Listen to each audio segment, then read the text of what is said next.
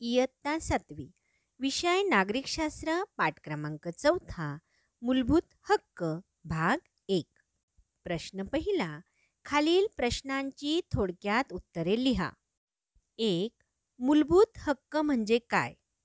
उत्तर. प्रत्येक व्यक्तीला आपल्यातील गुणांचा आणि कौशल्यांचा विकास करण्यासाठी जे घटक आवश्यक असतात त्यांना अधिकार किंवा हक्क असे म्हणतात. अन्याय, शोषण, भेदभाव, वंचितता यांपासून व्यक्तीला संरक्षण मिळाले तरच तिच्या गुणांचा विकास होईल. अशी पोषक परिस्थिती संविधानाद्वारे निर्माण केली जाते. संविधानात नमूद केलेल्या या मूलभूत हक्कांना कायद्याचा दर्जा प्राप्त होतो. 2. विविध क्षेत्रात गौरवास्पद कामगिरी करणाऱ्यांना शासनामार्फत कोणकोणती पदके किंवा पदव्या दिल्या जातात? उत्तर. समाजाच्या विविध क्षेत्रात गौरवास्पद कामगिरी करणाऱ्यांना शासनामार्फत पुढील पदके व पदव्या दिल्या जातात.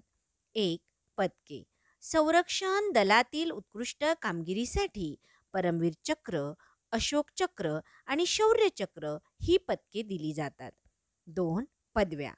पद्मश्री, पद्मभूषण, पद्मविभूषण आणि देशातील सर्वोच्च नागरी सन्मान म्हणून भारतरत्न या पदव्या दिल्या जातात.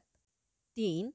14 वर्षांखालील बालकांना धोक्याच्या ठिकाणी कामावर ठेवण्यास मज्जाव का केला आहे? उत्तर. भारतीय संविधानाने शोषणाविरुद्धच्या हक्काचा समावेश मूलभूत हक्कात केलेला आहे.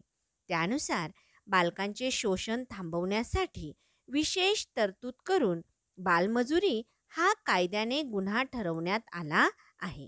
म्हणून 14 वर्षाखालील बालकांना कारखाने, खाणी अशा धोक्याच्या ठिकाणी कामावर ठेवण्यास मज्जाव केला आहे. 4.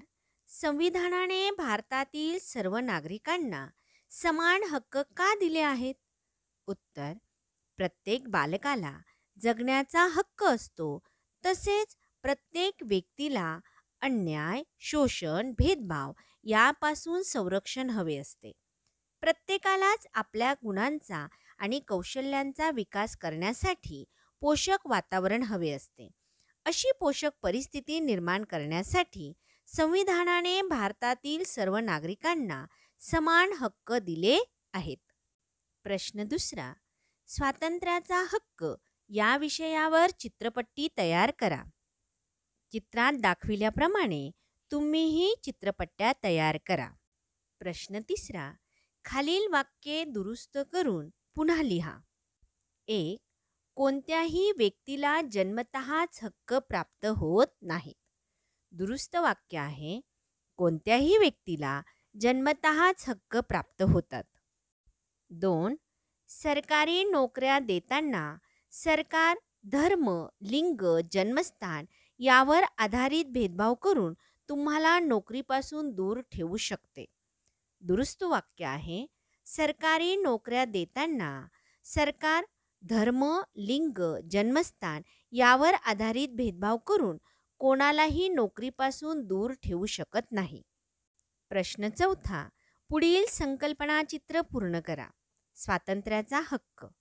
भाषण स्वातंत्र्य, सभा स्वातंत्र्य, संस्था व संघटना स्वातंत्र्य, संचार स्वातंत्र्य, भारतभर वास्तव्याचे स्वातंत्र्य, व्यवसाय स्वातंत्र्य.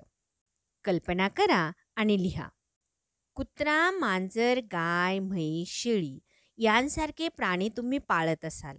तुम्ही त्यांची खूप काळजी घेता, त्यांच्यावर खूप प्रेम करता.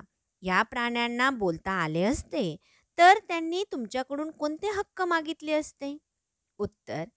पाळीव प्राण्यांना बोलता आले असते तर माझ्या मते त्यांनी माणसांकडे पुढील अनेक हक्कांची मागणी केली असती.